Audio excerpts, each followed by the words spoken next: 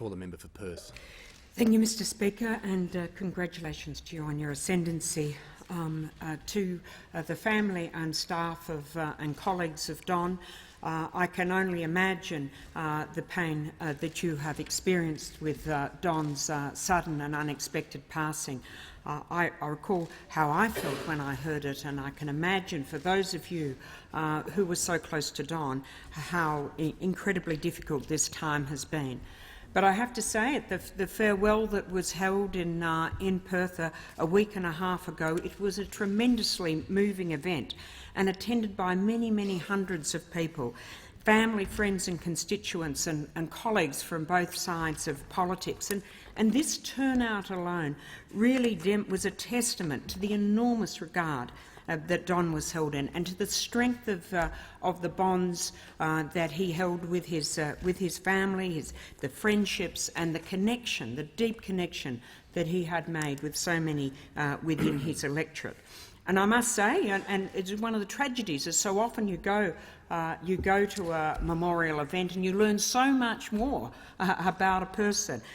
We've reflected on this down. Don playing the violin, like it's just something I never thought of. Don having a 100-year-old violin that he lovingly passed on to his daughter Tess. The fact that he was a bronco rider. I mean, in my teens, I was a great lover of rodeos and cowboys, and I never realised that Don and I shared that interest.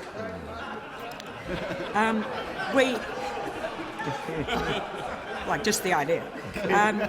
We learned a lot about Don's youthful escapades, including his adventures working on a kibbutz. But it was made very clear to us that this wasn't due to any hidden socialist tendency on Don's part, but the fact that he was a pretty cash-strapped backpacker caught in Israel.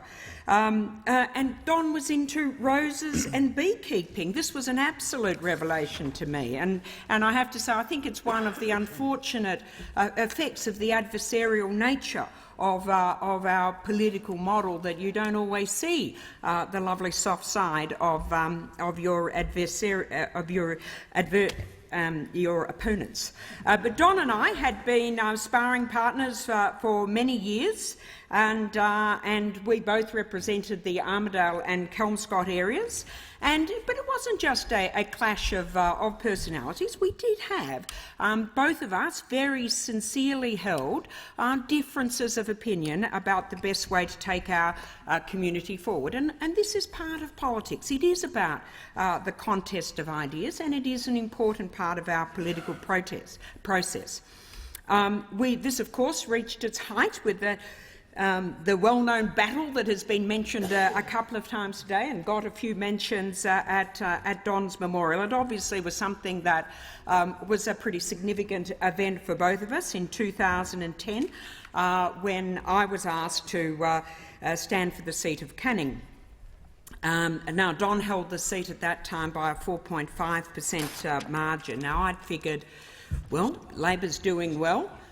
We were sort of travelling on a swing in WA of about 2 to 3%. I thought, OK, I reckon I can add about 2% to that swing. That gets us up to about 4.5. This could be a good and interesting battle. So I agreed. I certainly never had any illusion that this would be anything other than hand-to-hand combat in the suburbs, as it indeed turned out to be, as both of us campaigned like mad in that very complex electorate. And of course, we had, in the intervening time between my optimistic accepting of the offer and the announcement of the election, we had Labor's leadership travails, and we had the mining tax and the landscape change. Now, I feel I should defend my honour here, after a number of the references, to say that I did actually manage to get a 2.6% swing to me, which wasn't bad when the state swing against us was 3.3. So I feel, though, that both Don and I can take pride in that result. And I'm even prepared here today to acknowledge the role played by Don in bringing a reluctant Howard government on board in funding WA Labor's Perth-Bunbury Highway. Good on you, Don. We worked well together on that one. And of course, as been said, once partly perhaps because we had both mellowed, and partly because, and we weren't cohabiting, shall we say, an electorate.